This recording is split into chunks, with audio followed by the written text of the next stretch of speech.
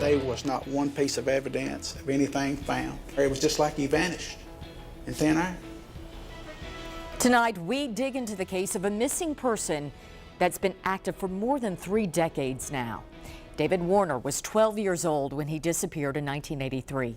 He was last seen leaving a fast food restaurant, and no one has heard from him since. But the Jefferson County Police Department is not giving up. WBIR 10 News reporter Leslie Ackerson has more on this case in tonight's Appalachian Unsolved. I mean, he was just a likable little kid. A boy who never knew a stranger. He helped neighbors carrying groceries. He would even go to the store for some of them. I mean, that's just David.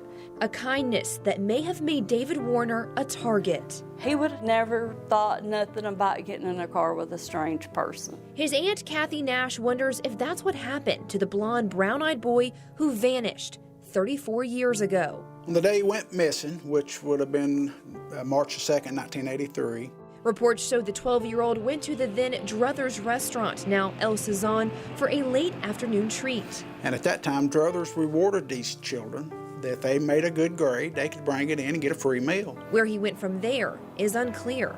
He knew Jefferson City like the back of his hand. He stopped at the corner of Odell and Sycamore Lane, and that is the last known time we've seen him. It was barely a block away from home. He never came back. More than 200 people searched for 2 days. There was not one piece of evidence of anything found. It was just like he vanished in thin air. Through the years, the Jefferson City Police Department has followed up on small leads with no luck, but they aren't giving up. That's why this case file has always remained open and will always remain open until we find out what happened to David. We know, we've known all these years that someone out there knows what happened to David. There's no question, someone knows. Warner suffered from epilepsy, and deep down, Nash believes that played into his disappearance. Honestly think that because of his disease, that he had a seizure and the people didn't know what to do with him.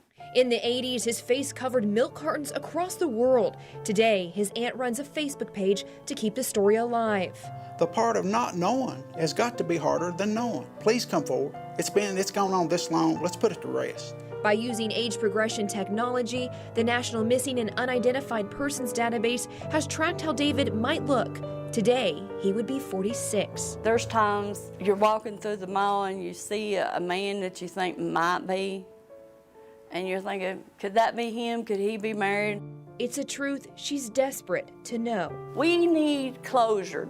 I don't want to die not knowing. In Jefferson City, Leslie Ackerson, 10 News. And if you have any information about this case, you can contact the Jefferson City Police Department at the number on your screen. Any information, no matter how big or small, could help detectives get one step closer to bringing this family some answers.